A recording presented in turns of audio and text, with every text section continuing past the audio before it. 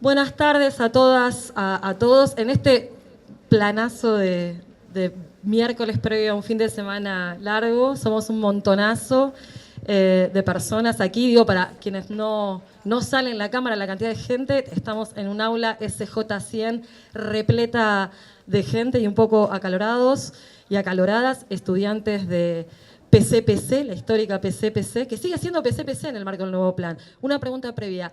¿Quiénes están en el nuevo plan hoy aquí? Bueno, felicitaciones, gran momento, esperado momento. Empezamos este cuatrimestre, este año, con la enorme alegría de empezar a implementar el nuevo plan de estudios tan esperado. No me presenté, soy Larisa Quejo, la directora de la carrera, y hoy estamos aquí para homenajear, celebrar al querido Ricardo Foster, profesor de nuestra carrera, que con esta clase, esta casi primer clase del ciclo lectivo 2024, estamos teniendo también su última clase en el grado, ¿sí? En la carrera de grado en nuestra facultad. Esperamos...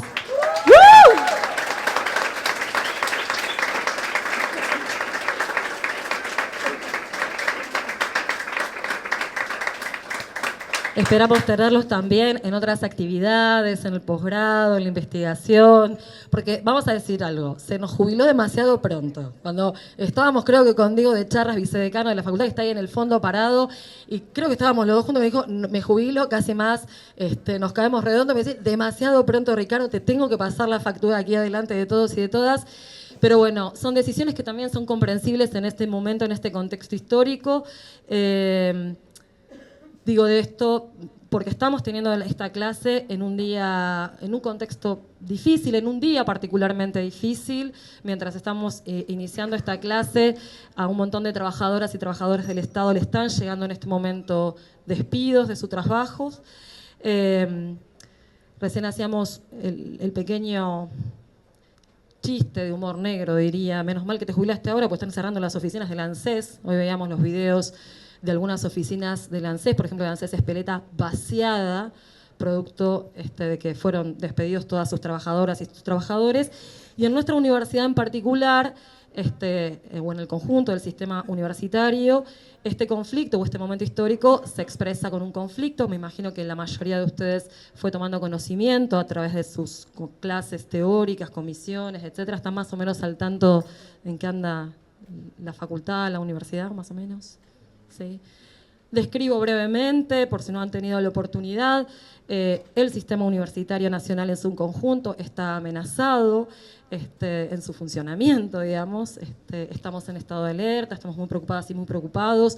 De hecho, la propia Universidad de Buenos Aires lanzó en el día de ayer no solo un spot para sensibilizar al conjunto de la ciudadanía, el conjunto de la sociedad, sino también un petitorio, digamos, llamando a pedir por más presupuesto para la universidad y para cuidar, bueno, particularmente la UBA, pero creo yo, creemos aquí también la necesidad de cuidar el conjunto del sistema universitario nacional. Este conflicto, digamos, el conflicto universitario, que entendemos va a ir increyendo, las clases comenzaron la semana pasada, por lo tanto empieza a vivirse, a latir este conflicto. Ayer hubo una asamblea estudiantil muy masiva, con mucha unidad. Creemos que va a ir increyendo, pero bueno, en este conflicto se confluyen, podríamos decir, dos vías, también algunos otros procesos, pero centralmente dos vías. Por un lado, estamos padeciendo el congelamiento del presupuesto. Nosotros, todo el sistema universitario nacional está trabajando con un presupuesto que fue elaborado a fin de 2022, que fue el ejecutado en 2023 y que fue prorrogado sin modificaciones, es decir, de manera congelada para 2024. En un contexto inflacionario o de inflación interanual del 276%, lo que ocurre es que ese presupuesto no alcanza. Y es el presupuesto que necesitamos básicamente para abrir las universidades, ¿no? Para pagar la limpieza, la seguridad, las becas, digamos, los proyectos de investigación, la conectividad, que hoy es tan importante. Si se rompe, ayer no sé, necesitábamos una computadora para ANCOM y no tenemos una computadora para renovar el equipamiento de ANCOM o del CEPIA. Aprovecho para agradecer a los compañeros y compañeras, a las colegas y los colegas del CEPIA que están grabando esta clase. Por lo tanto, lo que venimos estimando con el conjunto del sistema es que con este presupuesto, si no aumenta, si no se adecúa, tenemos para funcionar más o menos hasta mitad de año, ¿sí? Por eso el reclamo es tan fuerte, porque lo que está en juego es, entre otras cosas, que podamos seguir trabajando y que ustedes puedan seguir estudiando, ¿no? Me imagino que esto genera angustia, dudas, incertidumbre. La propuesta, la invitación es a generar también organización y pelea para que esto no sea así, para poder defender y cuidar este sistema que tiene muchísimos años y que ha sobrevivido y se ha fortalecido en diversos contextos políticos, con diversos gobiernos, digamos, es parte de un bien, digamos, social del conjunto de nuestro pueblo.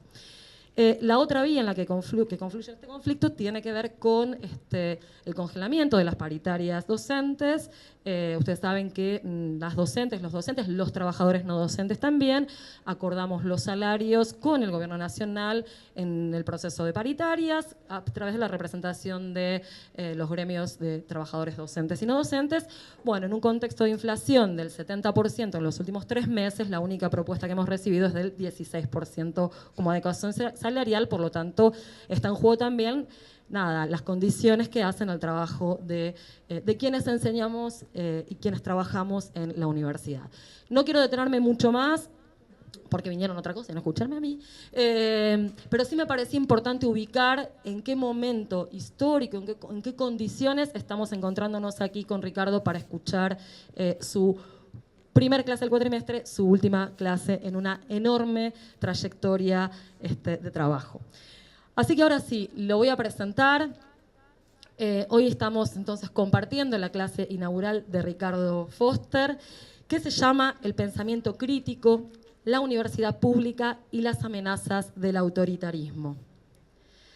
Ricardo Foster es doctor en filosofía, es profesor titular de principales corrientes del pensamiento contemporáneo, esta materia, en esta carrera desde el año 2009, materia en la que se desempeñó como profesor adjunto desde 1988, casi desde el inicio de la carrera.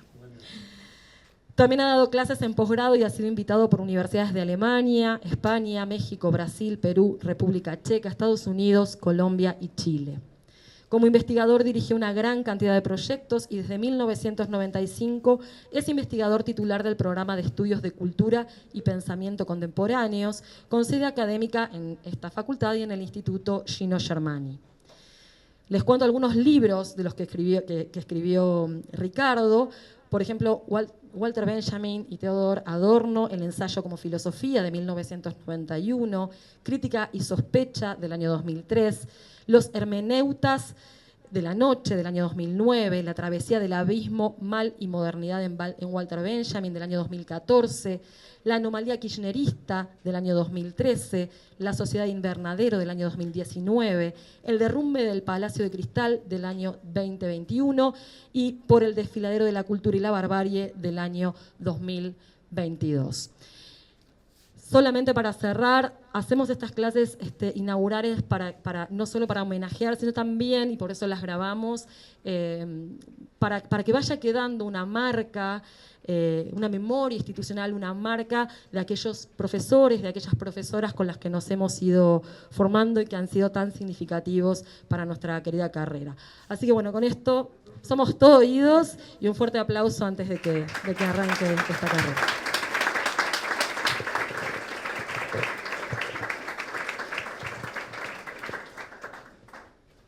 Me voy a parar. Me da un poco de culpa. ¿Se escucha? Sí. Me da un poco de culpa lo que dijo Larisa porque... Hola, ahí está mejor. ¿Sí? ¿Va bien ahí?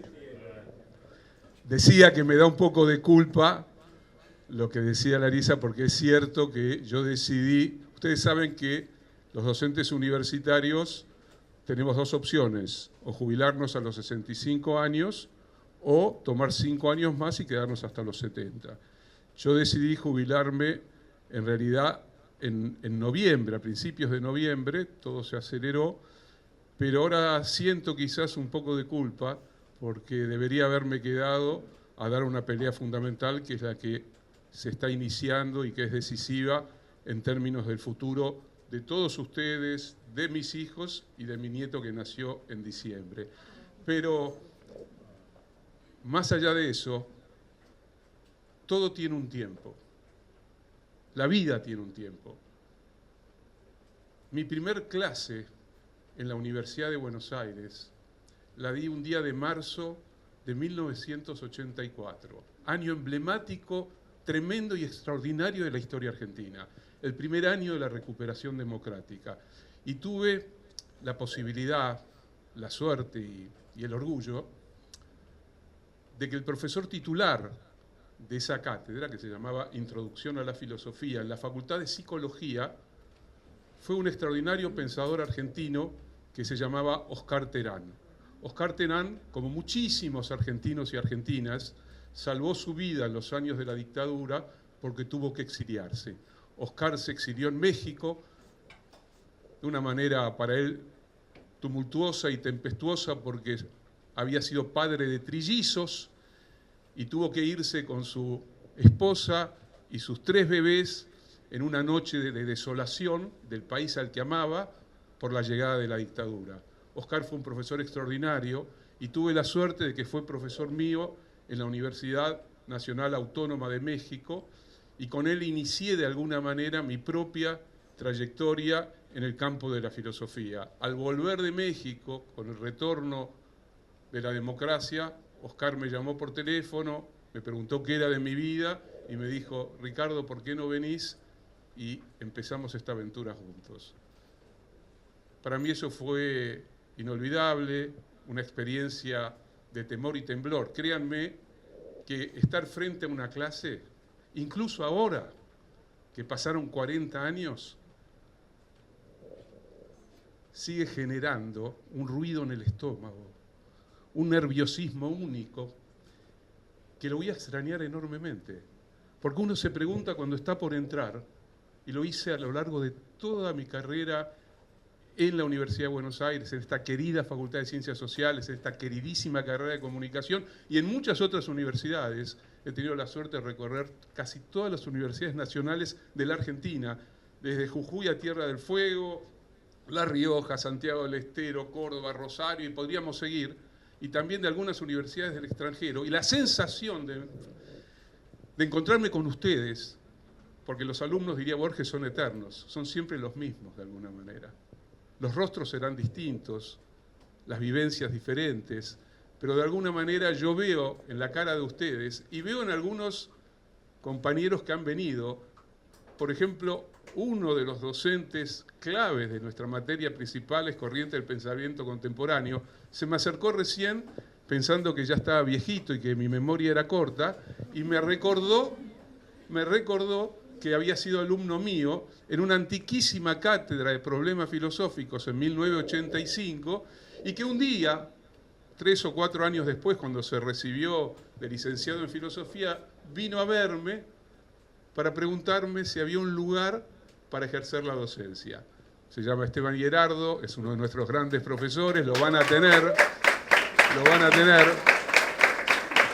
Y me causa emoción sentir que alguien de la primer camada, casi del comienzo, porque empecé en el 84, hoy esté también aquí, sea, por supuesto, con méritos propios, libros publicados, una historia personal en el campo de las ideas enorme, sea parte también de esto, como otros docentes de la cátedra que ya también iré mencionando, y también la emoción durante muchos años, y también hasta ahora he sido profesor titular de una cátedra de ciencia política en el ciclo básico común, un lugar para mí también admirable de la Universidad de Buenos Aires, y aquí hay algunas de las docentes que siguen hoy al frente de la cátedra de ciencia política.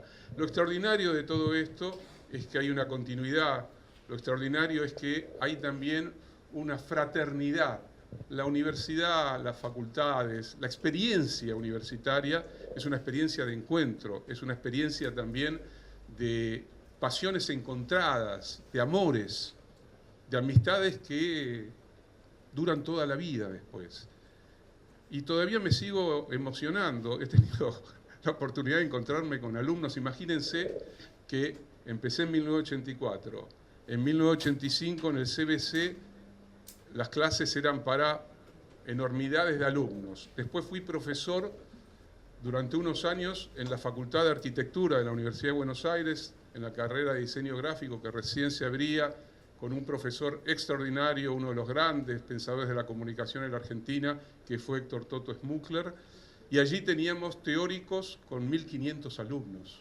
Imagínense, en arquitectura, ciudad universitaria, esos pabellones gigantescos, esas aulas inmensas, y 1.500 alumnos a los que había que contarles, con una enorme felicidad en aquellos años, que habíamos recuperado la democracia, que habíamos empezado a reconstruir una universidad que había sido territorio del terror, de la muerte, de la persecución, de la censura durante los años de la dictadura, y que la reconstrucción de la universidad pública, la Universidad de Buenos Aires en este caso, pero de todas las universidades públicas a lo largo y ancho del país, se hizo bajo no solo la consigna de nunca más, sino de respetar a rajatabla la libertad de cátedra, la gran herencia de la reforma de 1918 de la autonomía universitaria, de respetar la diversidad.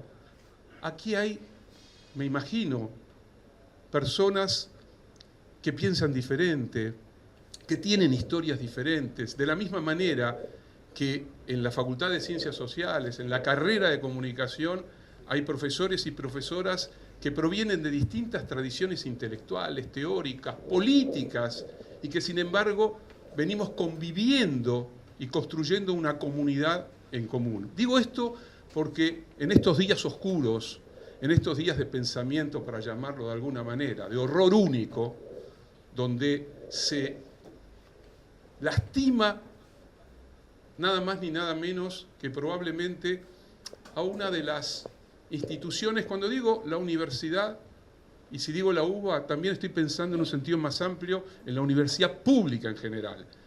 La Universidad Nacional de Córdoba, la de La Plata, la de Rosario, la de Jujuy, la de Catamarca, la de La Rioja, la de Mendoza, la que ustedes quieran.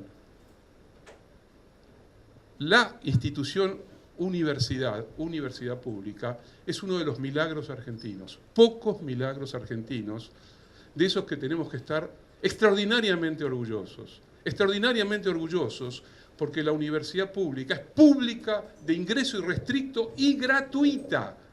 Muy pocos casos en el mundo, yo diría casi ninguno, porque hay otras universidades con inmensa cantidad de alumnos, por ejemplo la UNAM, universidad a la que quiero muchísimo, de México, que sin embargo tiene exámenes de ingreso.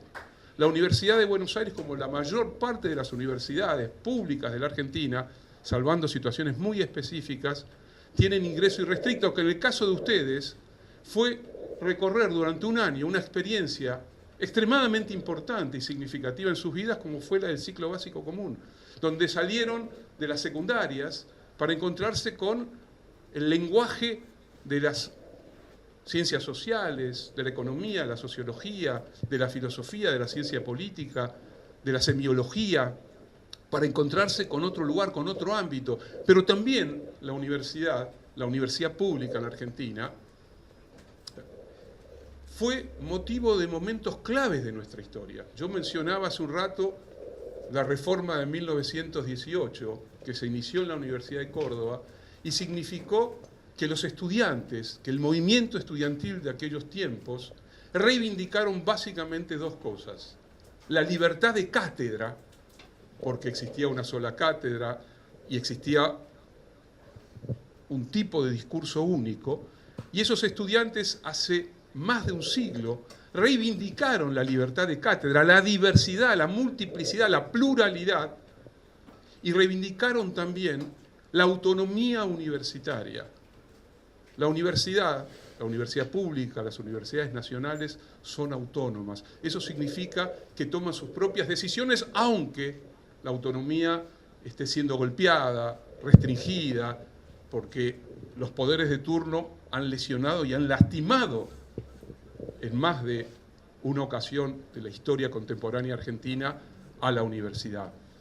Pero también el movimiento estudiantil ocupó un lugar en la historia del siglo XX extraordinario, como expresión de novedades, de rebeldías, de sueños, de utopías en los años 60, al final de los años 60, en el famoso Cordobazo, pero también a lo largo de gran parte de los años 70, en la lucha sorda, muchas veces durísima y peligrosa contra la dictadura, y también en los años de retorno a la democracia. Un pensador contemporáneo dice por ahí que hay una época única en la experiencia de algunos países que tiene características muy particulares. Épocas donde se está cayendo una dictadura, ya está yéndose y la democracia está naciendo. En esos tiempos en los que nace la democracia, final del 83, año 84, 85, que ya pasaron 40 años, hay algo festivo, carnavalesco, de oxigenación de la libertad personal y colectiva.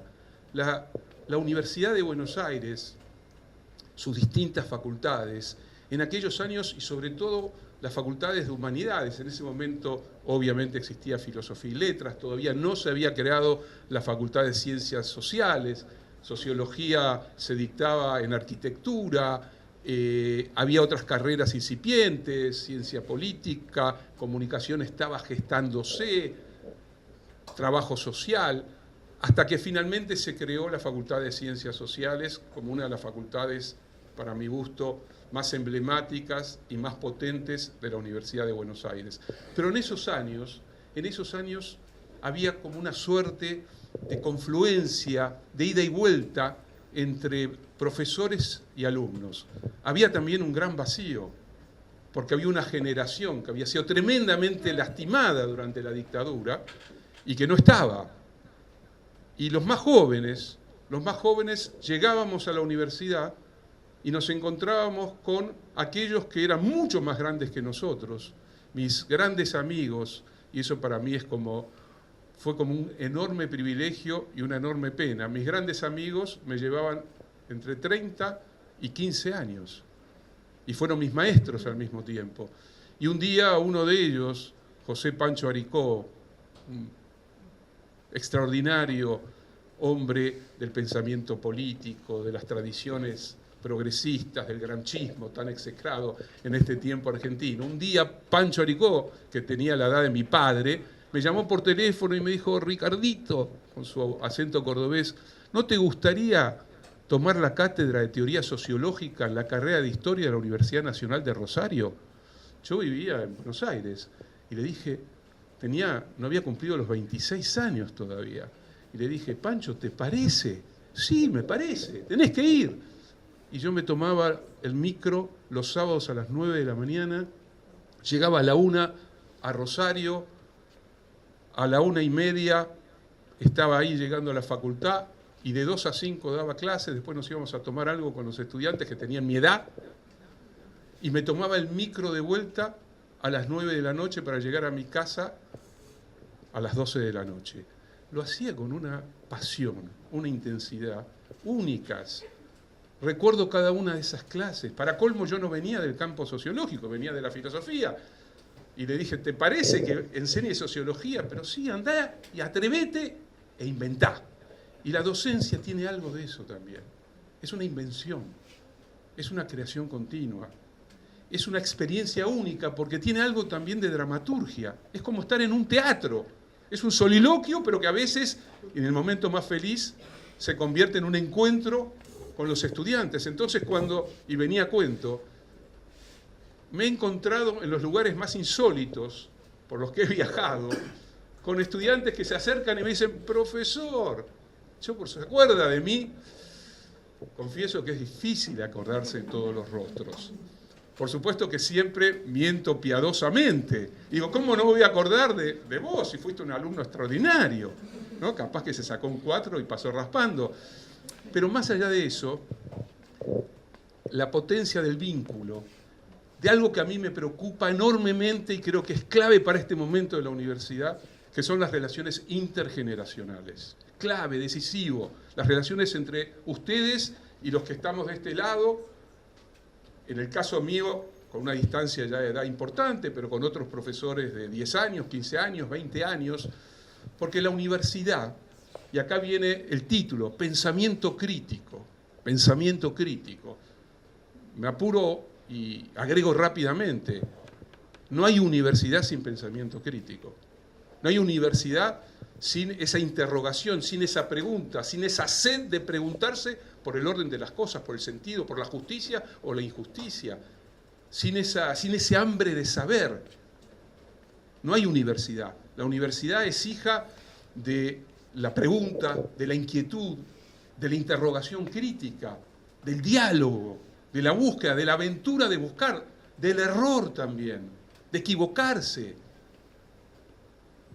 de cambiar a veces de ideas cuando uno descubre que había una idea que era superadora a la que tenía. La universidad, en ese sentido, es un ámbito de confluencia de la diversidad, de la multiplicidad, de la pluralidad. Y en aquellos años de recuperación democrática, era una experiencia única porque teníamos que discutir todo.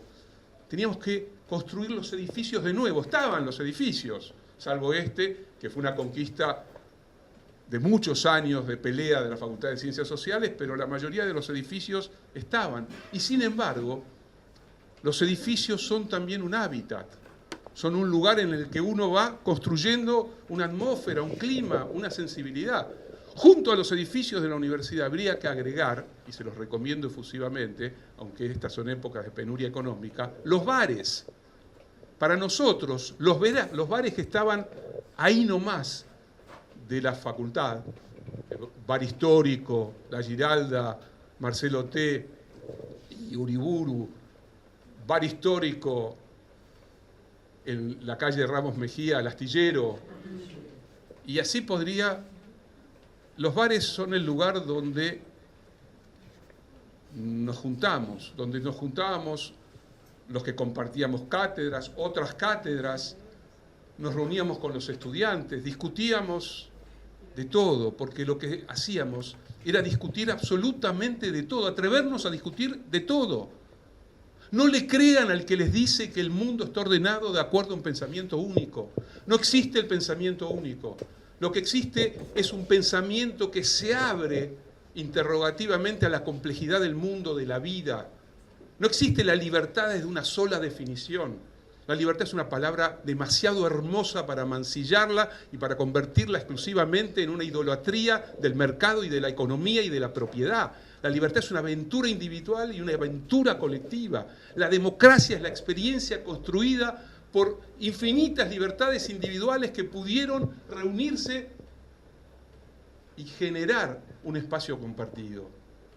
La universidad es hija de esa experiencia. Esta cátedra de principales corrientes del pensamiento contemporáneo, nombre un poco pomposo, no lo pusimos nosotros, pero nombre interesante. Yo siempre celebré, y hubo muchas discusiones, siempre celebré que la carrera de comunicación, una carrera, permítanme decirlo, no porque esté la directora de la carrera aquí, una carrera con su historia, con sus personalidades, con su capacidad de venir de repente de la nada y posicionarse en el interior de una universidad como la de Buenos Aires y en la armadura de una facultad como la de Ciencias Sociales. En esa carrera de comunicación, nuestra materia, esta materia de PCPC, principales corrientes del pensamiento contemporáneo, es lo que se llama una materia teórica. Es medio tonto eso, porque la relación entre la teoría y la práctica es una relación continua. Ellos que están filmando saben que una cámara construye mundo, construye sentido. Ustedes lo van a discutir, lo van a pensar. Sacar una fotografía en un determinado contexto tiene una significación. La cámara habla, la cámara construye teoría. Por lo tanto, yo diría que todas las materias de una carrera como la de comunicación, en sociología, o si saltan a filosofía y letras, todas tienen, obviamente, por más que parezcan como muy prácticas y sean talleres, tienen una dimensión teórica. Pero esta particularmente, principales corrientes del pensamiento contemporáneo, es una materia pensada para hacer pie en algo que desde el comienzo definió uno de nuestros amores más decisivos y profundos, que es el amor a los libros. El creador de esta cátedra, un amigo entrañable, un amigo de la vida, que fue Nicolás Casullo, entre otras cosas, fue novelista, fue periodista, fue ensayista, fue militante político, fue exiliado político, fue un hombre libre, un constructor de amistades, de fraternidades, un mago de las palabras y un hombre que podía mezclar sin inconveniente su infancia del Abasto, infancia rea del Abasto, con una erudición exquisita. En principales corrientes del pensamiento contemporáneo le vamos a decir, y los profesores que seguirán a cargo de esta materia, que esta materia ama los libros, que esta materia recorre hacia atrás y hacia adelante el tiempo, que no se detiene exclusivamente en el presente, que no cree que el presente sea el único tiempo de la vida, sino que hay un viaje fundamental hacia el pasado, que el pasado no es algo muerto, un objeto que se guarda en la vitrina de un museo, sino que el pasado es algo vivo, que cada época, cada generación actualiza, reinventa, problematiza y abre la perspectiva hacia adelante. Por eso, y cada vez que iniciamos esta materia, algunos de ustedes he visto tienen un libro al que quiero entrañablemente, que se llama Itinerarios de la Modernidad, porque es un libro que fue el producto de los teóricos que dimos junto con Nicolás Casullo y Alejandro Kaufman, que hoy no pudo venir, que también se jubila este año, pero van a tenerlo, este año todavía lo van a tener como profesor en los teóricos. Es un libro que fue el producto de los teóricos del año 1994. Para ustedes eso parece de otra época, y efectivamente hace 30 años que salió ese libro. Créanme que cuando lo vayan leyendo van a sentir que es un libro que los interpela. Pero algo más extraordinario sucedió con ese libro. Ese libro fue el producto de que una estudiante se le ocurrió grabar las clases y por cuenta propia decidió desgrabarlas. Y un día vino, me acuerdo perfectamente, el día del final, que dio un examen precioso, y nos dijo a Nicolás y a mí: desgrabé estas clases, ¿les interesa? Cuando nosotros las vimos, había hecho un trabajo, había mejorado las clases, nosotros le agregamos alguna cosita, y ahí está Itinerarios de la Modernidad, que es un libro que tiene 30 años, pero ustedes van a descubrir algo con PCPC, que los libros, como los autores, como las ideas, tienen algo de atemporalidad. Ustedes van a leer autores del siglo XVIII, del siglo XIX, del siglo XX o del siglo XXI, y van a sentir que con cada uno de esos autores, de un modo u otro, sus propias preguntas se vuelven contemporáneas a las preguntas de esos autores. La aventura de la lectura, la aventura de ir a las raíces del pensamiento filosófico, político, estético, la aventura significa encontrar los puentes de ida y vuelta. Ustedes pueden leer, y lo han hecho seguramente en alguna otra cátedra, un texto de Platón o de Aristóteles, textos que tienen más de 2500 años de antigüedad, y sin embargo, créanme, si ustedes leen el Banquete de Platón, van a sentir que sobre el amor Platón pensó lo que ustedes apenas están intentando tratar de descifrar. Y así podríamos seguir. Ustedes van a leer en esta materia filósofos, poetas, van a leer a Baudelaire, van a leer a Marx, van a leer también, obviamente, a Kant, van a leer una diversidad. De la misma manera que en la Facultad de Ciencias Económicas, aunque haya un ignorante que crea todo lo contrario, se enseña al mismo tiempo la escuela austríaca, la de Manchester, la neoclásica, los diversos marxismos, a Keynes. Digo, defendamos, ustedes ya son estudiantes de la Universidad de Buenos Aires, ustedes ya cursaron el ciclo básico común, ustedes están en la Facultad de Ciencias Sociales, una universidad pública, gratuita, democrática. Están obligados también, en sus casas, con sus amigos, a defender este espacio, a defenderlo, porque es la sociedad y la que más sufre, la parte que más sufre de la sociedad, la que efectivamente sostiene la educación pública. Cuando compra algo, pagando el IVA, porque el Estado tiene la responsabilidad de sostener la educación pública, la salud pública, la libertad de enseñanza. La idea de que la universidad es el lugar de la proliferación. Es como un carnaval de ideas la universidad. Es una fiesta de ideas la universidad. Eso pasa en la Facultad de Ciencias Exactas, donde yo soy absolutamente analfabeto, pero me imagino que los astrofísicos se deben matar entre ellos defendiendo distintas teorías sobre el origen del universo. Con esto quiero decir que una materia como principales corrientes del pensamiento, principales, ¿no?, que implica una decisión, uno toma una decisión, pero principales significa que también pensamos a los grandes pensadores de las derechas del siglo XX. ¿Cómo no tomar a los grandes escritores de la derecha del siglo XX o del siglo XIX? De la misma manera que cómo no discutir a Marx o al anarquismo o a los socialistas. Alguien dijo en este país que los socialistas son excrementos humanos. Eso es un crimen de lesa humanidad, imperdonable, imperdonable. La universidad es ese lugar en el que ustedes, por distintos motivos, algunos, que no sé si son la mayoría, pero algunos no pueden sino estudiar lo que están estudiando. Hay algo del orden de la vocación, ya saben a dónde quieren ir, pero hay muchos otros que no saben bien hacia dónde quieren ir, que lo van a ir construyendo, inventando, generando en la propia travesía. Quizás cambien de carrera, quizás descubran ahora el por qué eligieron esta carrera. Ojalá que la inmensa mayoría de ustedes transite estos años en la Facultad de Ciencias Sociales, en la carrera de Comunicación, y sean egresados de esta carrera y de esta facultad. Pero ya el hecho de estar en la universidad, de salir de sus casas, de sus barrios, de ideas recurrentes que andan dando vuelta como veneno en la sociedad, y encontrarse con un clima distinto. Primero con un lugar de respeto. Yo los respeto a ustedes, ustedes me respetan a mí. Un lugar en el que ustedes sienten y van a sentir que pueden leer lo que quieran leer, sugerirle incluso a sus docentes, ojalá que lo hagan, sugerirle ustedes a los docentes lecturas o preguntarles por qué no se lee tal autor. Y los docentes tener que responderles por qué se lee tal autor o por qué no se lee tal autor.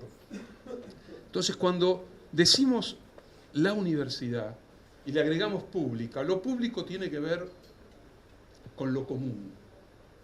Lo público es el lugar compartido. Después está la vida privada, que es cada vez menos compartida, porque ustedes saben que con los celulares ya su vida privada no les pertenece más. Seguramente van a discutir en diversas materias de esta carrera lo que significan estas tecnologías, lo que implican, lo que impactan, lo que resignifican las tecnologías actuales vinculadas a la digitalización del mundo. Pero todavía queda una dimensión que es la dimensión de lo común. Esta es una dimensión de lo común que tiene algo interesante, porque si ustedes tienen la posibilidad o el derecho o la ilusión de ir a una universidad privada, supongo que acá hay quienes tienen el dinero suficiente de pagar una universidad privada, pero eligieron la Universidad de Buenos Aires. Habrá otros que hubieran preferido ir a una universidad privada, pero tuvieron que caer en la Universidad de Buenos Aires. Créanme que cayeron en el mejor lugar del mundo posible. De acá salen los profesores y las profesoras, los investigadores y las investigadoras. De acá se ha nutrido gran parte de la vida cultural argentina. Y ustedes han elegido libremente compartir un lugar. Ese lugar compartido es lo que estoy llamando lo común. Lo común.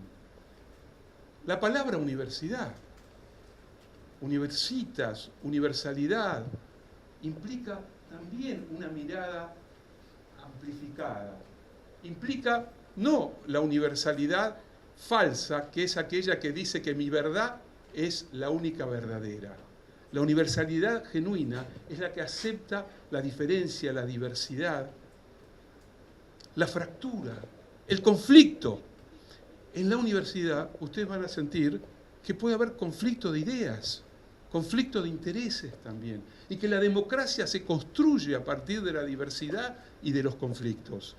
Y en principales corrientes del pensamiento contemporáneo, nosotros siempre pensamos, y eso Nicolás lo tenía muy claro, que esta materia tenía que tener un espíritu, y ese espíritu era el espíritu de las ideas, ser capaces de recorrer, hacer la genealogía de las ideas, de las grandes corrientes del pensamiento, de eso que se llama la modernidad y que ustedes van a descifrar a lo largo de este cuatrimestre, de las grandes corrientes ideológicas, de las revoluciones estéticas, porque vamos a hablar de las vanguardias estéticas, de las vanguardias políticas, de lo que fueron los tumultos extraordinarios de los años 60, cuando los jóvenes salieron al mundo para inventarse a sí mismos como sujetos culturales y políticos. Y gran parte de lo que hoy somos tiene que ver con lo que sucedió en los años 60. Principales corrientes del pensamiento contemporáneo también fue a lo largo del tiempo algo que irradiaba hacia adentro de la cátedra y hacia afuera. En el año 95, con un grupo de profesores, Matías Bruera, compañero y amigo de la vida, que va a quedar a cargo con toda la responsabilidad de una herencia y de un legado. Porque hay algo también que es clave. Estas dos palabras para mí son esenciales. Siempre somos deudores de algo. Nadie nace no debiendo nada. Están algunos, ¿vieron esa frase que se escucha mucho en la Argentina? ¿A mí qué me importa si a mí nadie me dio, no le debo nada a nadie? ¿A mí qué me importa si yo no le debo nada a nadie? Está lleno de personas que piensan así. Por supuesto, le debe la vida a sus padres, primero y principal, ¿no? Ahora, si tuvo mala relación con sus padres, ya es otro problema. Pero nacemos deudores de los sueños de nuestros padres. Nos pusieron un nombre. Al ponernos un nombre, de alguna manera nos transmitieron algo. Hablamos con nuestros abuelos después, que nos contaron sus historias. Fuimos a la escuela, miramos la televisión, salimos a la calle, construimos las primeras amistades. Si tuvimos la aventura maravillosa y la posibilidad de ser lectores infantiles, a través de esa aventura única que es leer en la infancia, descubrimos el mundo de una manera increíble. Y después llegaron las otras cosas. Y somos deudores de generaciones anteriores, deudores de libros ya escritos, deudores de ideas ya pensadas. Pero eso no quiere decir que tengamos que pensar el mundo solo y exclusivamente como lo pensaron los libros ya escritos y las ideas ya pensadas. Sino que no podemos pensar críticamente el mundo si no somos legatarios y herederos. Hay un legado. Esta facultad tiene un legado. Yo hablaba de Nicolás Casullo. Podría hablar de otro profesor extraordinario, no de la carrera de comunicación, pero que sí, aunque pocos lo saben, en el primer año de principales corrientes del pensamiento contemporáneo, fue parte de la cátedra, y ese hombre entrañable se llamaba Horacio González. Horacio González fue director de la Biblioteca Nacional durante 10 años. Es inclasificable. Hablar de Horacio, como hablar de Nicolás, implicaría estar toda la noche hablando de ellos. Pero tuve el privilegio único de tener de un lado y del otro a Nicolás Casullo y a Horacio González. Y para mí eso es una responsabilidad, es una obligación moral. Es una obligación moral. Yo no hablo solo por mí, hablo también por mis muertos. Cuando digo mis muertos son también los autores que escribieron 100 años atrás, 200 años atrás, 500 años atrás, 2500 años atrás. Yo soy hijo, por supuesto, de Maquiavelo, soy hijo de Thomas Mann, soy hijo de Cortázar, de Borges, de Sábato, soy hijo del Che Guevara, soy hijo, qué sé yo, de Pound, de Eliot, de poetas que no tienen nada que ver como yo pienso el mundo en términos políticos y sin embargo poéticamente son increíbles. Esas son las herencias. Y uno tiene una responsabilidad cuando enseña. Y la tiene en la universidad pública. Porque a la universidad pública ustedes llegaron con un contrato completamente distinto. A la universidad privada llegan con un contrato muy simple. Me pagan la cuota, cumplís más o menos con los requisitos, aunque ya descubrimos que a un profesor se lo puede echar de una universidad privada porque supuestamente un estudiante dijo que no le enseñó lo que él quería aprender. Averigüenlo ustedes. En la universidad pública, por supuesto que hay conflictos, por supuesto, y se han echado docentes de la universidad pública, producto de conflictos reales. Pero la universidad pública es un lugar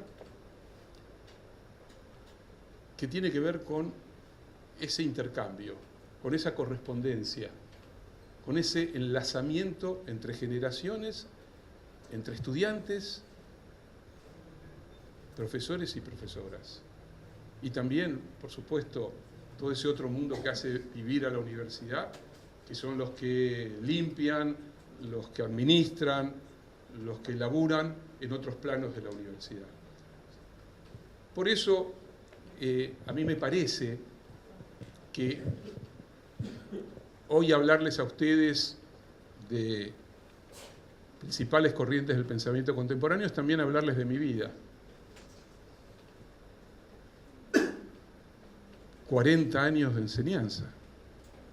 Les decía, fíjense la paradoja, empecé en marzo de 1984, doy mi última clase de grado en marzo del 2024. En aquel marzo del 84, se los dije hace un rato, salíamos de la noche más cruel. No imaginábamos una noche como esa. Desapariciones, tortura, violaciones, secuestros de niños, presos políticos, censura, prohibiciones. Ser joven era ya casi una prohibición. Exilios, destrucción económica, endeudamiento. Y sin embargo, porque la vida siempre sigue, la vida sigue. Esa sociedad argentina lastimada, dolida, oscura en muchos aspectos también, porque las sociedades son muy complejas. Cuando les dicen que las sociedades son homogéneas, es mentira. Y hoy lo estamos viendo.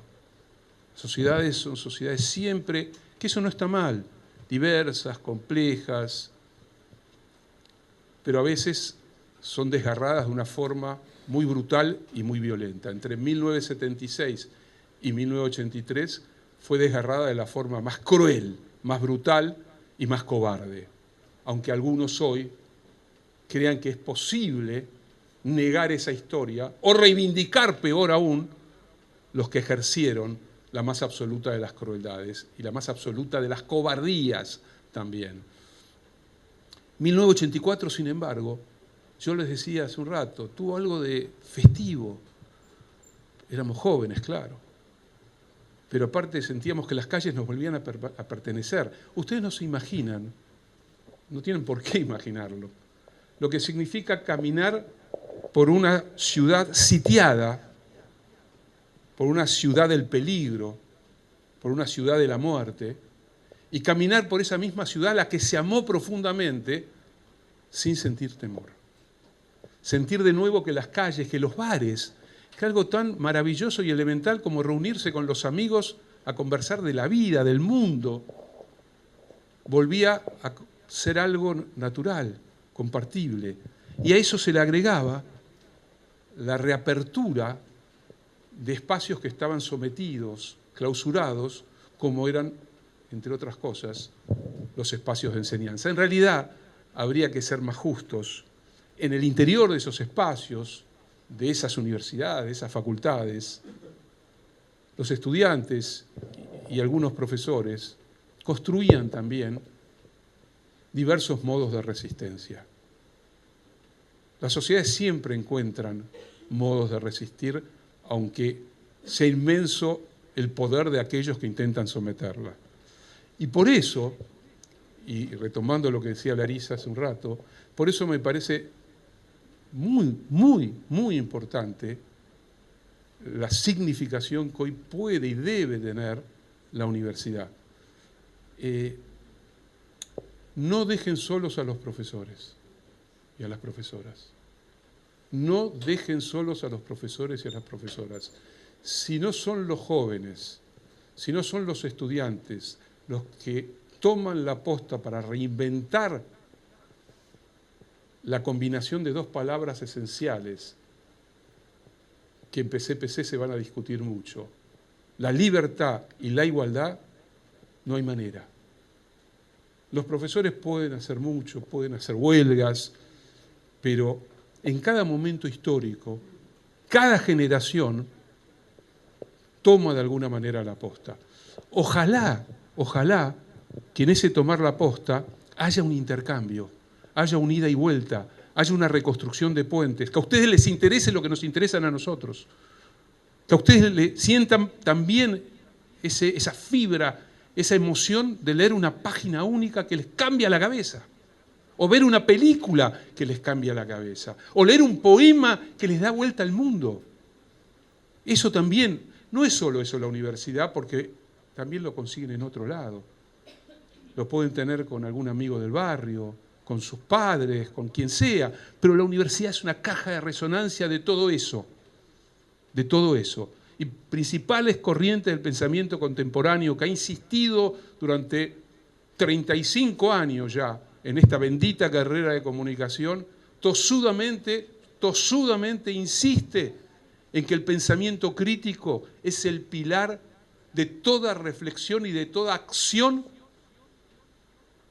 por más práctica que parezca esa acción. Y acá me acuerdo de una frase que para mí, cuando la leí allí por mis 20 y pico de años, en un librito de un autor que en la carrera van a visitar, que es leído, más o menos leído, que es Theodor Adorno, Escuela de Frankfurt, en un libro que se llama Justificación de la Filosofía, un libro que Adorno escribe en el año, un texto que Adorno escribe en los años 30, si mal no recuerdo. Adorno dice algo extraordinario. Si la filosofía permanece viva después de 2500 años, es porque ha demostrado su inutilidad. Yo leí esa frase y dije, ¿cuál es la trampa? Si algo es inútil, ¿por qué perdura 2500 años? E inmediatamente, ¿qué hacía Adorno? Decía, en un mundo donde lo que domina es exclusivamente el pragmatismo, el utilitarismo, en ese mundo las cosas duran nada, dejan de ser útiles, dejan de ser pragmáticas o dejan de estar en el centro de la escena y se borran y desaparecen de la historia. En cambio, desde los griegos hasta nuestra época, tosudamente la filosofía, que no sirve para nada y es inútil, pero que piensa críticamente el mundo y que construye preguntas para salir de la desolación de la ignorancia. Permítanme que voy a hablar un ratito de la ignorancia también. Para salir de la desolación de la ignorancia, la filosofía sigue interrogándonos por cuestiones tontas. La vida, la muerte, el amor, la libertad, la naturaleza, el poder, la servidumbre voluntaria, la violencia, el tiempo. Quizás nuestro escritor milagroso, que se llama Jorge Luis Borges, sea el que mejor ha condensado la urdimbre de literatura, poesía, ensayo, filosofía y reflexión sobre el tiempo. Pero vuelvo un minuto, y no me quiero extender demasiado más. Hablé de ignorancia. Voy a ser crudo. Permítanme ser crudo. Se puede y se debe discutir con todos y con todas. Siempre y cuando, dentro de ese todo y todas, haya un respeto a la diversidad, a la diferencia y a la pluralidad. Con quien quiera aniquilar al otro, con quien cree que el otro es un excremento, con quien cree que el otro es una cucaracha, es una alimaña, con quien defiende ideas que le niegan el derecho al otro de ser portador de sus propias ideas, con ese no se puede discutir. Se puede discutir con un liberal, con un conservador, con un demócrata cristiano, con un socialdemócrata, con un peronista, con un nacionalista de derecha. Se puede discutir con cualquiera y se debe discutir. Y abrir la cabeza de uno para tratar de escuchar qué está diciendo el otro. Pero cuando se hace un culto de la ignorancia, cuando se festeja la ignorancia, y en esta sociedad, y no solo en la Argentina, se está festejando la ignorancia. Se pone en el mismo plano el trabajo meticuloso de años de una persona que investigó rigurosamente un tema y viene cualquiera a decir, no, mi opinión es otra, aunque yo jamás me haya dedicado ni siquiera medio minuto a estudiar el tema que vos estudiaste durante toda tu vida. Hay un goce de la ignorancia, un goce de la ignorancia, de la cosa binaria, de la red social donde como una cloaca nauseabunda, más que ideas, salen descalificaciones e insultos. Ahí no hay discusión. Cuando de lo que se trata es de blanco o negro, y cuando si yo soy blanco y el otro es negro es un negro de mierda, ahí no hay discusión. Con el racismo no se puede discutir. Con el fascismo no se puede discutir, ni hay que discutir. Tenemos que discutir con todos aquellos que consideran que la democracia es la atmósfera que nos permite respirar un aire común, aunque tengamos diversas maneras de ver el mundo. La carrera de comunicación, la Facultad de Ciencias Sociales, la Universidad de Buenos Aires, es el lugar donde ustedes tienen el derecho de expresar sus ideas y de respirar una atmósfera que sea abierta, diversa, plural. Y principales corrientes del pensamiento contemporáneo está construida a partir de esas premisas. Por supuesto que nosotros, hablo en primera persona, Artaud decía que cada uno era su propio yo, de alguna manera, ¿no? Pero el yo no existe, así que era un poco raro lo que decía el propio ¿Artaud o Rimbaud? No, Rimbaud. Se parecen.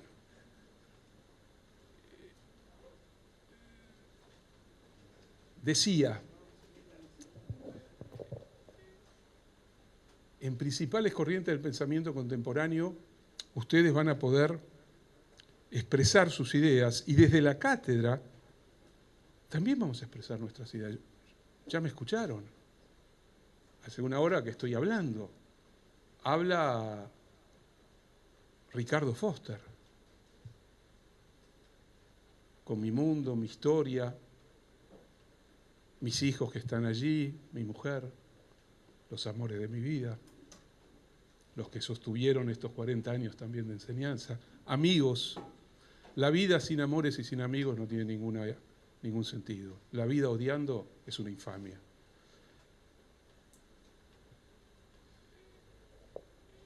El libro, quizás ya lo descubrieron o están por descubrirlo. Imagínense una biblioteca. Tener una biblioteca es algo único. Si no la tienen, vayan construyéndola. Mirar una biblioteca es mirar la infinitud del universo. Es decir, sacar un libro y abrirlo ya es la aventura de una hermosa anarquía que te abre a una dimensión que no imaginabas siquiera que estabas pensando previamente. Ojalá que la travesía en principales corrientes del pensamiento contemporáneo les ofrezca, les otorgue la oportunidad de abrir de ese modo algún libro. Si eso se logra, todos ustedes y nosotros vamos a ser un poquito mejores. Muchas gracias.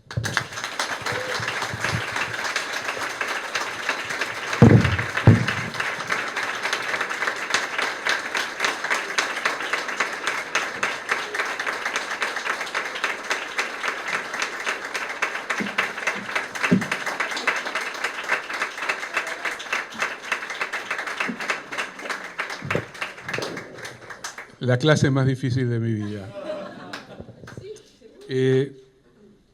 No quiero nombrar demasiado, pero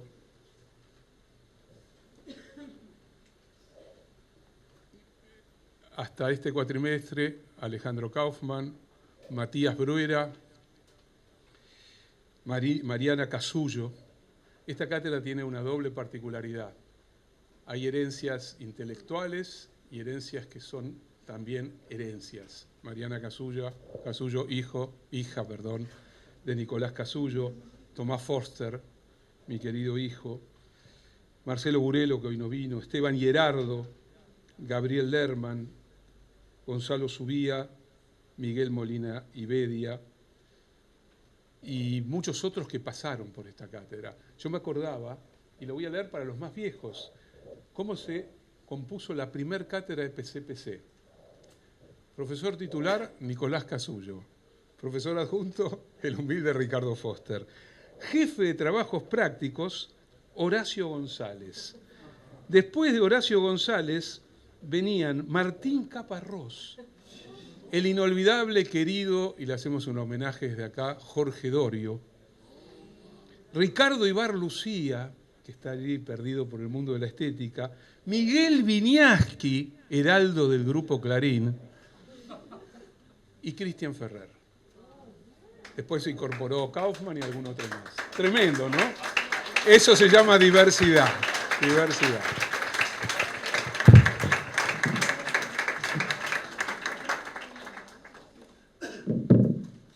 Bueno. Nada, si alguien quiere decir algo, compañeros y compañeras de la cátedra, algún estudiante, abierto.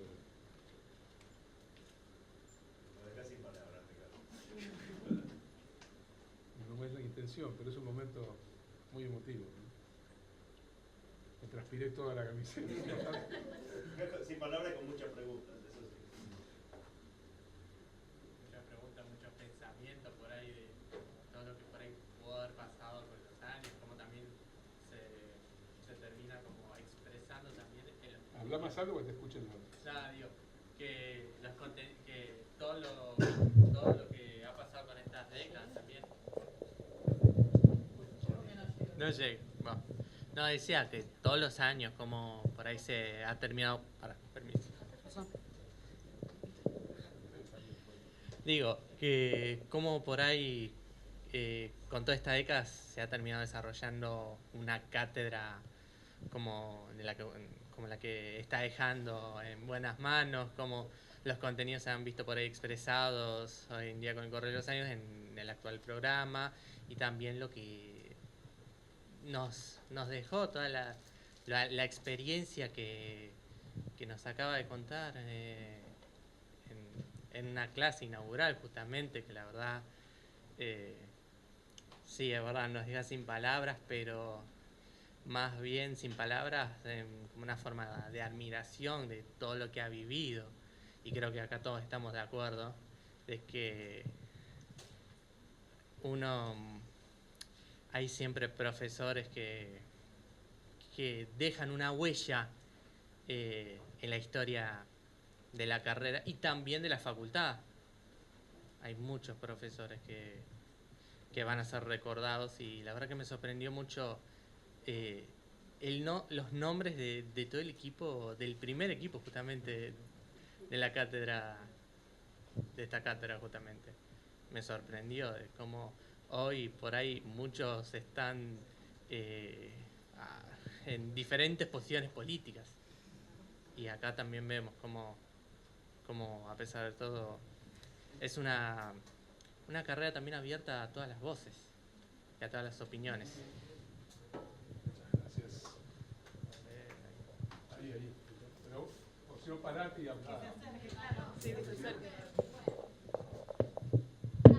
hablabas de pensamiento crítico, y que bueno, que es una responsabilidad nuestra empezar a construir esas capacidades analíticas. A mí me pasa que yo vivo en un entorno en donde muchas veces es muy juzgado el tener pensamiento crítico, porque ya te tachan de subito, aproximadamente. Entonces, mi pregunta es, ¿cómo hacemos para incentivar el pensamiento crítico en esos espacios de amistad o lo que sea, en tiempos de insuficiencia analítica pensar críticamente es sinónimo de ser un poquito de miedo. Y yo no quiero que me digan eso. Yo quiero que piensen, porque siento que es muy importante que estas personas desarrollen esa capacidad para no creerse todo lo que ven en Twitter. Me molesta. Es extraordinario lo que estás diciendo y te lo agradezco porque la verdad... Está apagado. Es extraordinario lo que estás diciendo y lo que estás preguntando y preguntándote. No hay recetas, no hay fórmulas. Yo creo, estoy convencido, ojalá que sea así, que en la carrera vas a tener múltiples oportunidades de ir sofisticando tu reflexión, tu construcción de sentido, tus modos de interpretar el mundo y vas a poder quizás hablar de otro modo con alguno de esos amigos. En la vida uno tiene amigos y amigos, ¿no? La vida es una elección también. Seguramente en la carrera, y eso suele suceder, vas a encontrar complicidades, personas más afines a lo que vos estás sintiendo, a lo que a vos te interesa aprender, estudiar y decir. Eso nosotros no te podemos resolver tu diálogo con tus amigos. Lo que sí podemos es acompañarte con lo que nosotros creemos que te puede ser imprescindible, que es leer lo que haya que leer, discutir lo que haya que discutir y pensar libremente. Ustedes van a tener un texto para leer no dentro de mucho tiempo, que se llama ¿Qué es la ilustración de Kant? Difícil que le puedan decir zurdito a Kant, entre otras cosas porque vivió en el tiempo histórico en que justamente a partir de la Revolución Francesa surgió lo de izquierda y derecha, pero Kant difícilmente puede ser considerado un filósofo de izquierda, para llamarlo de esa manera. Y sin embargo, Kant ahí dice algo extraordinario. Dice que la mayoría de las personas prefiere permanecer en minoría de edad. ¿Qué significa permanecer en minoría de edad? Significa que alguien recete mi dieta, que el cura determine mi moral y que mi padre fije mi principio de autoridad. Y Kant dice, pasar a la adultez, convertirse en un sujeto autónomo, implica atreverse a pensar por uno mismo. Pero la mayoría, por dos motivos, decide no hacerlo. Por pereza, porque es arduo pensar por uno mismo, y por cobardía, porque pensar por uno mismo trae riesgos.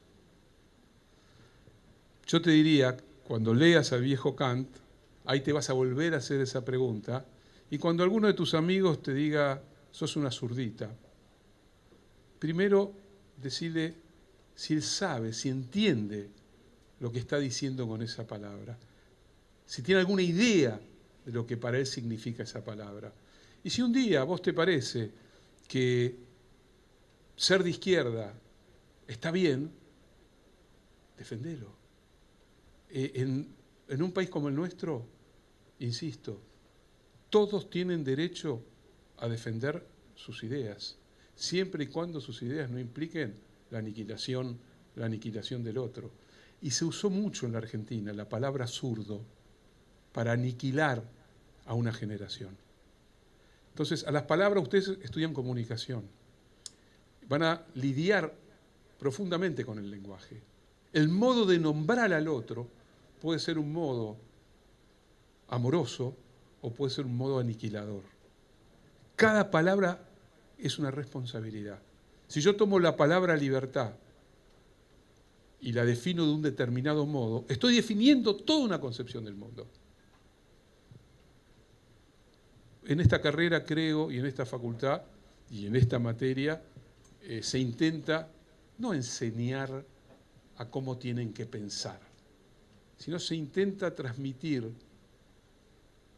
algo de aquello que te permite ir más al fondo, más profundo, más intenso y también más libre. Ricardo, una pregunta. En pensando en lo que vos decías de la filosofía que no sirve para nada. Lo decías así. Se van a enojar los Y- filósofos. no. Me van a sacar el presupuesto. Nosotros tampoco salimos. Sí. Me quiero decir algo. Tal vez venga por ahí. Obviamente va a ser más interesante lo que tenga para decir que lo que tengo para preguntar. Pero digo, desde ese lugar, cuando hoy en día se pone en cuestión, se dice, necesitamos ciencias duras, no necesitamos hacernos esas preguntas, o podríamos preguntarnos qué sentido tiene hablar de ciencias si no usamos métodos científicos, por ejemplo. Otra pregunta un poco más profunda. Te le voy a responder la pregunta yendo por un lado que quería decirlo y que se me pasaba. Y hay que hacerse cargo porque nosotros somos responsables también, parte de esto. Ustedes saben que el gobierno está desfinanciando al CONICET, a la investigación científica, a las universidades públicas, que lo está haciendo de una manera brutal, como yo creo que casi nunca se hizo de esta manera. Y lo que aparece muchas veces es una defensa de este tipo, de buena fe, aparte con mucha honestidad, de científicos de distintas áreas que dicen, no, la ciencia aporta riqueza, la ciencia es productiva, la ciencia se puede exportar conocimiento y tecnología y eso redunda en riqueza para el país. Es cierto. Si eso fuera lo único que tiene la ciencia para ofrecernos, estaríamos en un problema inmenso. Porque lo que tiene la ciencia, y cuando digo la ciencia, amplifico, desde el profesor o la profesora que enseñan lenguas como el latín o el quechua, hasta el físico nuclear o el biólogo molecular, cuando alguien en la universidad aprende algo y construye algo con lo que aprendió, está construyendo lo común, la cultura, el sentido de un tiempo en el que vivimos. Nos está aportando a nuestra vida. El ataque a la cultura es un ataque no a la cultura porque el Inca no se financia a sí mismo, que es falso por otro lado. Es un ataque a una concepción que precisamente sabe que la ciencia y la cultura construidas con libertad son puro pensamiento creativo y crítico, rebeldía ante el mundo y sus injusticias. La universidad, los laboratorios, el CONICET, o un grupo que saca una revista de poesía, no valen utilitariamente o porque la exportación de sus libros le den divisas a la Argentina. Fundamentalmente construyen una red, construyen una comunión de personas, construyen un sentido de la libertad, construyen un sentido de la igualdad, hacen vivible y respirable una sociedad, una sociedad. Entonces no hay que defender a la universidad y al CONICET exclusivamente desde el terreno al que nos quieren llevar, que es el de la mercadolatría, porque pareciera ser que el ser humano lo único que es un creyente fanático de las leyes del mercado. Y por suerte, somos otra cosa. Y la ciencia, y la cultura, y la poesía, y la música, y el cine, y la plástica, y la danza, y la biología, son parte de la interrogación por el mundo. Cuando nos preguntamos por la naturaleza, cuando nos preguntamos por la catástrofe ecológica, no lo hacemos solo desde la filosofía o desde la antropología, lo hacen también los biólogos, los físicos. Entonces me parece que ahí tenemos que ser implacables, implacables. No tenemos que achicarnos, no tenemos que acobardarnos. Nosotros defendemos la cultura y la ciencia porque la cultura y la ciencia juntan al mismo tiempo la oportunidad de la libertad y de la igualdad en una sociedad como la nuestra.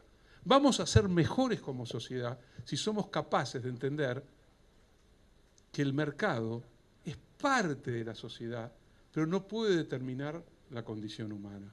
Entonces, a tu pregunta yo diría, la querella en la Argentina entre ciencias duras, algunos Por eso hablaba de la ignorancia, hablaba del fascismo de la ignorancia. Yo voy a defender a rajatablas que un investigador o una investigadora se dedique durante años a estudiar la influencia de la cultura aymara en la manera de ver el mundo de la sociedad jujeña.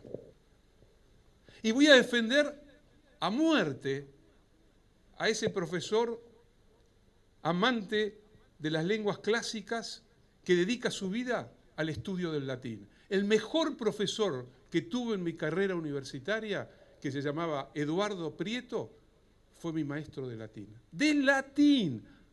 Créanme que si no hubiera tenido a Eduardo Prieto de profesor de latín, jamás hubiera aprendido ni media palabra y me hubiera aburrido como loco. Ese profesor, un humanista, palabra maravillosa, ese humanista, un hombre que ya no está entre nosotros, ese humanista era capaz de hacernos viajar por el mundo de la cultura romana, etrusca, por el mundo del latín medieval, por las disputas teológicas, por las disputas políticas, y de repente alguien que me enseñaba latín me estaba abriendo el mundo.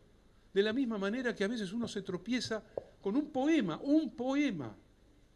y ese poema le descubre otra historia, o escucha una melodía. La música tiene algo único, viaja directo al corazón y al estómago.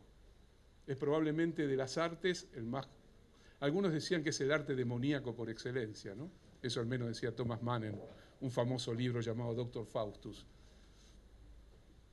Lo demoníaco para Thomas Mann era muy interesante, por otro lado. Pero digo, la música, la creación. Lévi-Strauss decía que hay dos momentos únicos en la travesía hacia la cultura. El momento en que el primer hombre o mujer, tiendo a pensar más que fue una mujer, comprendió que había una diferencia entre el cantar del pájaro y la melodía que ella estaba entonando. Y el segundo momento, no sé si tampoco bien fue un hombre, ¿no? Porque los hombres somos más mecánicos y unívocos, descubrió el misterio de la primer metáfora. Algo que parece una tontería, pero la metáfora es el corazón de la complejidad de la lengua, de lo maravilloso que significa el lenguaje. Entre la melodía y la metáfora también estuvo la prohibición del incesto, diría Lévi-Strauss, pero emergió la humanidad. Y la universidad es el lugar también donde se vinculan la metáfora y la melodía. Por eso, defendamos lo que tenemos que defender, sin vergüenza, sin temores, con alegría, con pasión. Insisto, ojalá que cada uno de ustedes, ojalá descubra, parece algo antiguo, ¿no? Pero no hay nada más intenso que descubrir una vocación. Cada uno sabrá. ¿Qué sé yo? Un libro que leyeron a los 10 años, una película que vieron a los 20, un novio o una novia que les despertó la sensibilidad, o quizás un buen profesor o una buena profesora. Ojalá que tengan de todo un poco. Gracias.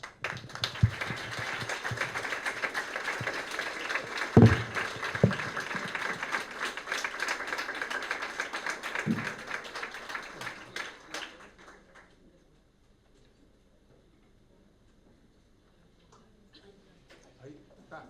¿Alguien? Como quieras. ¿Vos querías decir algo? Pues dale, dale, por favor.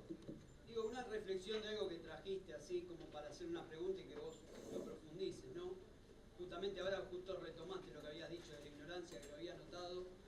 Y bueno, como estudiantes que ya estamos terminando la carrera, que nos quedan materias sueltas, pero también como profesor, y por eso me puse, digo, el papel de actor que uno toma, que se pone una camisa o que se para y que le agarran esas cosquillas frente a tener que dar una clase y enfrentar esos miedos de los que afrontás vos y decís que realmente pasan, porque hasta se te pone la piel de gallina cuando lo tratás de pensar. La pregunta es acerca de cómo transmitir esa pasión, ese conocimiento, esa forma, ¿no?, de vivir el mundo y lograr cautivar no solo a la lectura, sino a pensar el mundo desde otra manera. No hay recetas. Yo no creo en las pedagogías que vienen envueltas. Cada uno construye su modo de enseñar, ¿no? Que lo va construyendo a lo largo de la vida, que va fallando también, ¿no? Lo importante, me parece, es sentir que lo que uno está transmitiendo es valioso para uno. El primer punto es ese, que vos lo sientas honestamente valioso, necesario, y que sigas. Yo me di cuenta en un determinado momento que era hora. Desde la vocación. Sí, que era hora de tomar una distancia, ¿no? Puede ser que alguna vez le pida a Matías que me dé permiso para volver a encontrarme con ustedes. Puede ser que un día me levanto con cierta nostalgia. La nostalgia es una de las cosas más bellas de la vida, ¿eh? No le crean a los que dicen hay que mirar solo para adelante. Si uno tiene algo bueno para guardar en su memoria, le hace mejor el presente. Así que tener nostalgia de enseñar la voy a tener, ya la estoy empezando a tener. Pero no se enseña. No se enseña a enseñar, aunque unos digan que se enseña a enseñar. Se va aprendiendo, y cada uno enseña de una manera diferente. Gracias a todos y a todas.